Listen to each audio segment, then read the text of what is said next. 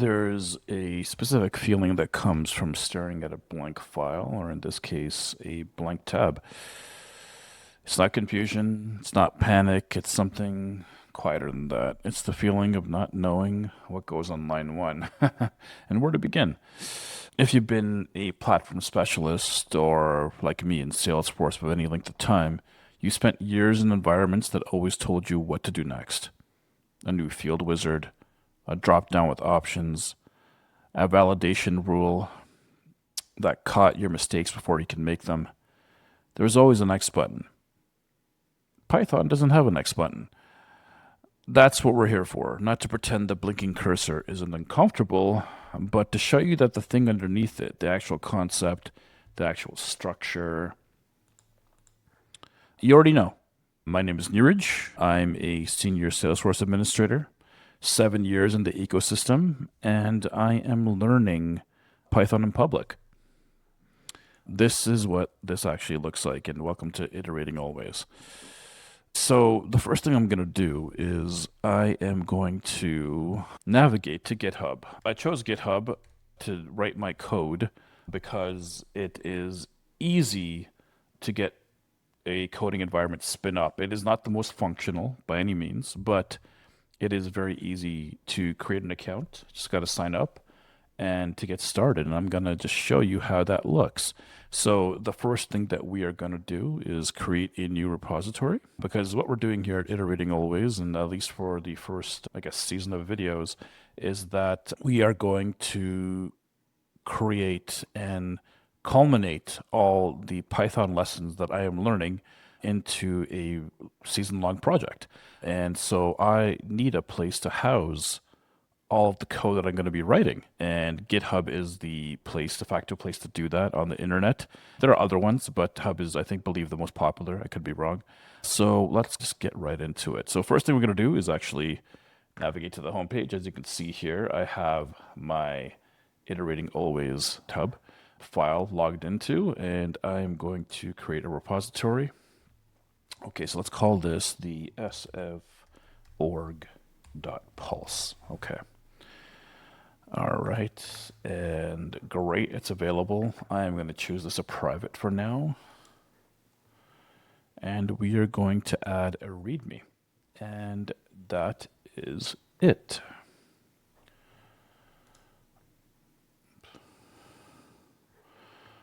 Excellent. Okay, so this is what we're looking at. We have the name sfpulse right here. And we have a README file, which is the first file that we are going to work on. And you'll see a preview of the file right here. And right now, just the label, nothing else, but we will change that momentarily.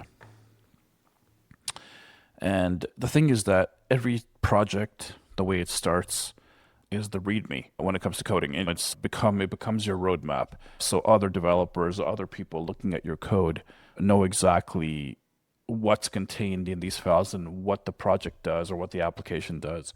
So that's exactly what I'm going to do right now.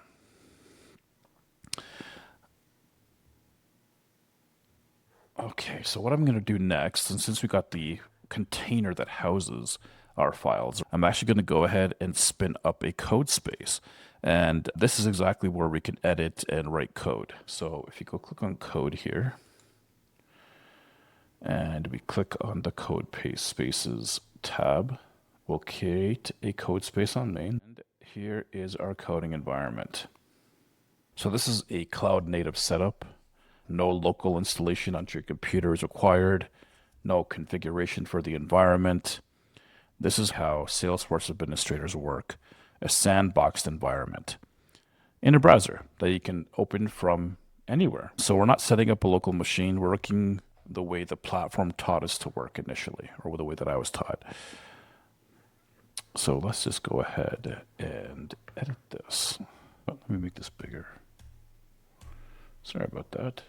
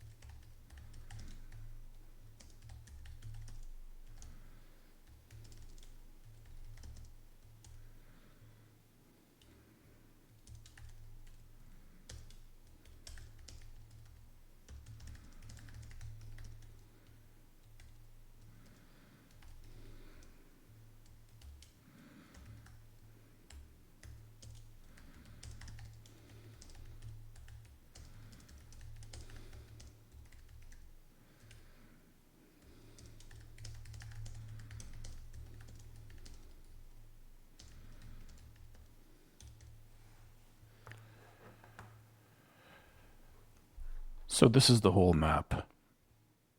4 phases, 32 tools, one project that starts here with a single user record and ends with a pipeline that can process an entire Salesforce org export in 30 seconds. Phase 1 starts today, and phase 1 is about one thing, the field model, the thing you've been building for years in the Salesforce platform. New file, blank, cursor blinking. This is the moment.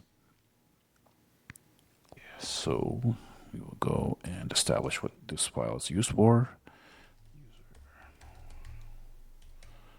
3 comment lines. That's the entire header. Not because comments are required, but because in 3 months, when this file is part of a complicated multi-function pipeline, future me, future Neeraj, will want to know what it was for. It's not overhead. It's just good engineering.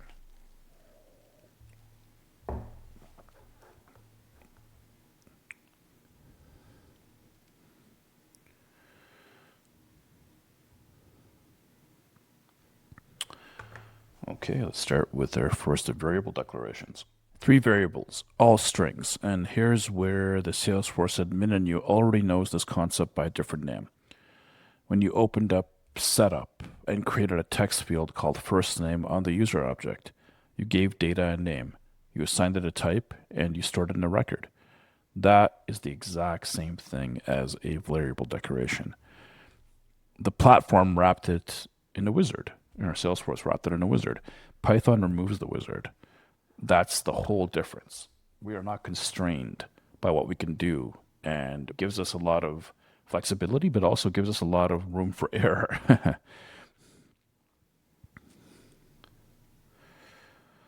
You might have noticed something on the email line right here. Okay, you can see that as I typed in the email address, that there is an extra space.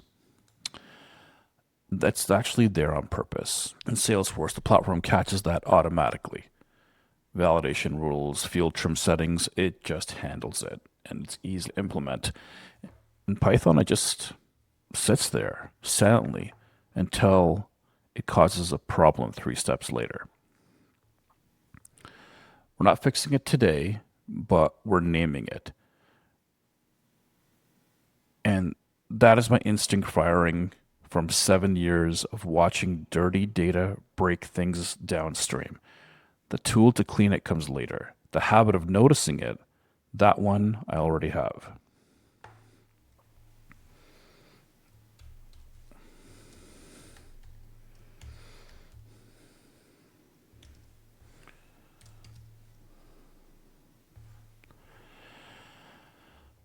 The employee ID, 1024, an integer, whole number.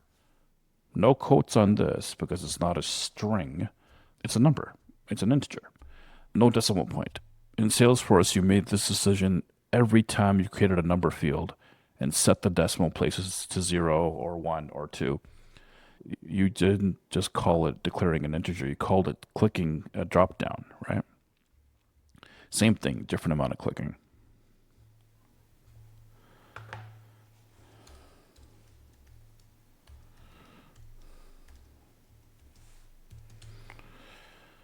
Now, this is what we call a float, a number with a decimal. So an integer, which we declared here as employee ID, has no decimals, and it's called an integer, and a float has a decimal point. It's the same thing. They're both numbers, but they're just represented differently. So in this situation, this is for a full-time employee and fraction. 1.0 is a full-time employee, 0.5 is half-time. The difference is that in Salesforce, you'd pick it from a drop-down. Here, you declare it by how you write the number. Put a decimal point in, it's a float. Leave it out, it's an integer. That's the whole rule. No drop-down required.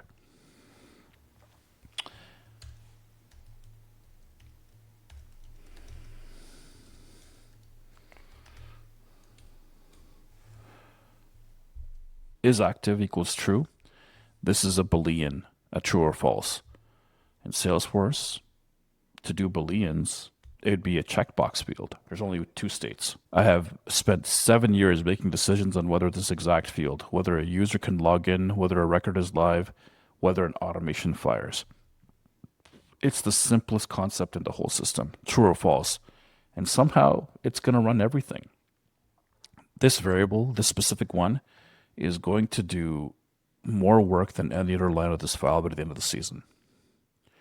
The entire org health score, which users get flagged, which users get provisioned, all of it pivots on this flag. Right now, it just says true. Keep that in mind.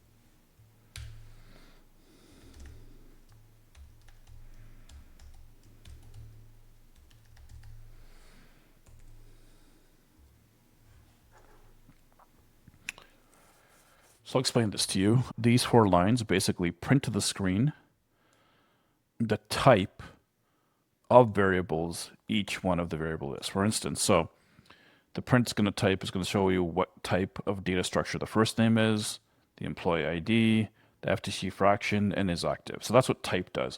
And print prints the value to the screen. And I just wanted to illustrate this. We are declaring these variables and what they're doing by the data we place in it. In Salesforce, you had to set up that field before you even type in anything in, right? So if it's a text, you got to select the text field. Number, you got to select the number field. Checkbox, etc. That was the Salesforce platform enforcing the type, but you never had to think about it. Python hands that job back to you, like where you got to declare that, and you can declare it, you can change things up. So we check.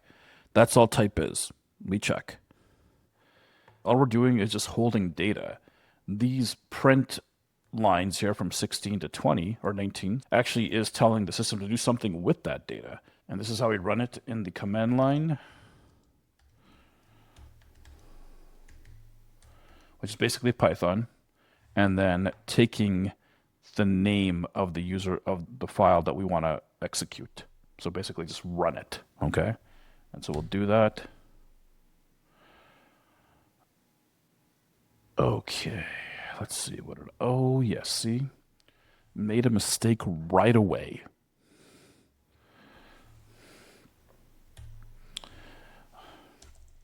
So the terminal output you can see here. So what this means is that the class is string, integer, float, and boolean. And they correspond directly to each one of these in order as we place them. So the first name right here has a class of string, which is true. It contains a string, Maria, right? And the employee ID has a integer. So that's what we say int. Int is short for integer. FTE fraction 1.0, that's a float, which is always here float. And then is active true, that is a boolean, and so on. Now let's go to the next part. This one will be a bit more complex, but I will explain it to you, I promise.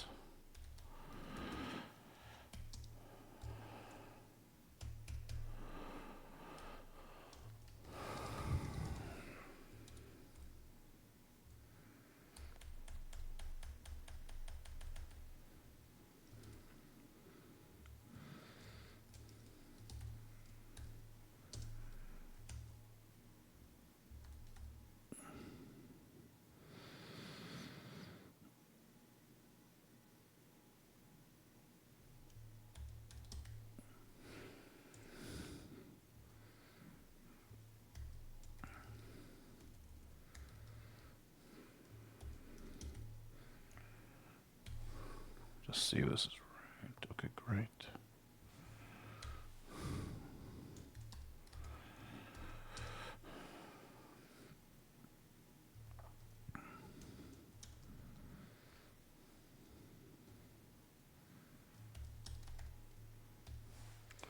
Let me format these a bit better.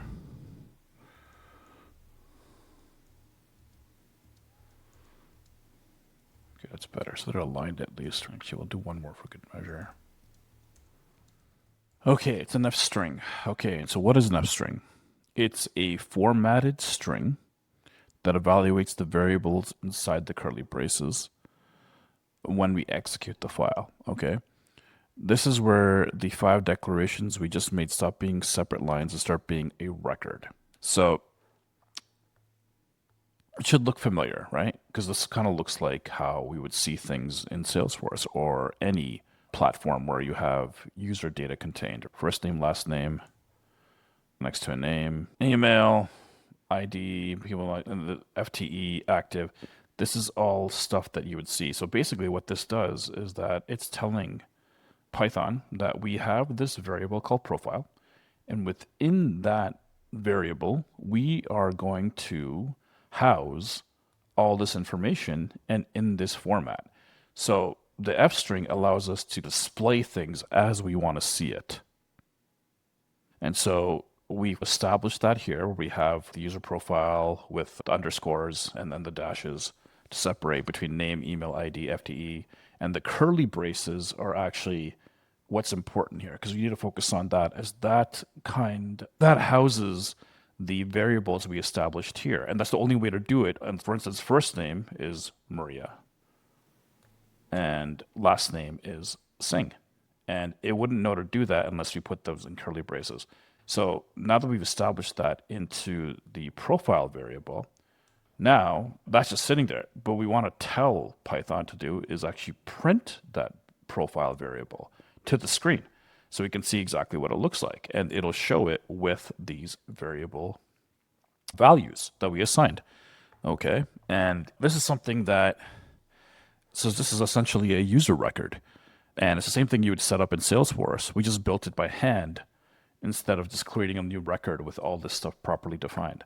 So to run this again, we would use the exact same thing, Python user profile, because it's still within this user profile.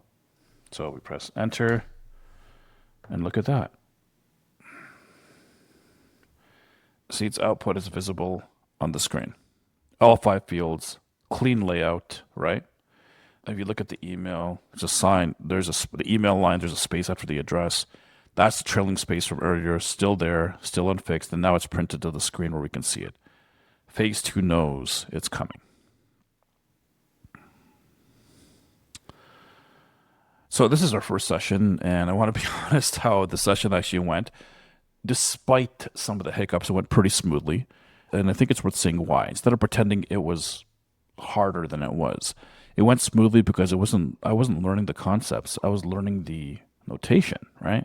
A text field became a string, a number became an integer, a checkbox became a Boolean. These types aren't new. This is stuff we deal with Salesforce all the time. The syntaxes and how we establish that. And syntax is the cheap part. This stuff shouldn't matter to people that don't work in tech. I want you to focus on is these functions right here that I called and how I use print and type, and it may look confusing, but basically we're just combining functions together. And one other thing you have to keep in mind too is the brackets. Every opening bracket needs a closing bracket in Python. So if you have 1, you got to have 1 at the end. And if you have 2, you got to have 2 at the end. And if you're coming from a point and click environment where the platform validates all this stuff, it's a new thing to track. I've already built the habit of counting them. So it's something that you'll have to do as well. 7 years working in Salesforce administration, never having to think about brackets. Now I count them in my sleep. That's how I go to sleep. I don't count sheep, I count brackets. But that's okay. Moving on.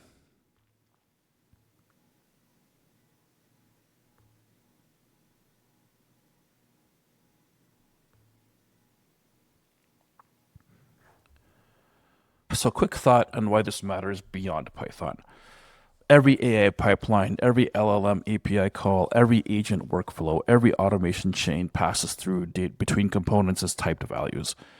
The payload that leaves a Python function and arrives at a data AI model is a structured collection of named typed fields. So this data, the way we structure it right now, That's where you would push it through into a system, AI, any application. So this file right now is the earliest ancestor of the structure. We're not there yet, but the discipline we're building, naming things, typing things, checking what they are before we pass them somewhere, that's a discipline is what prevents silent failures in production systems later on. It's just plumbing today, but it's the right plumbing. So that's it. Phase one user, 5 fields, named, typed, printed. It doesn't look like much, but this line right here, it holds a value and it's going to do a lot of work. In the next few episodes, it's going to become the routing flag the entire pipeline pivots on. Which user gets provisioned, which user gets flagged, how the health score gets calculated. All of it starts with if they are active. Next session, we add more users, and then we have more than one user. When we have a list of them, that's when the pipeline starts. See you there.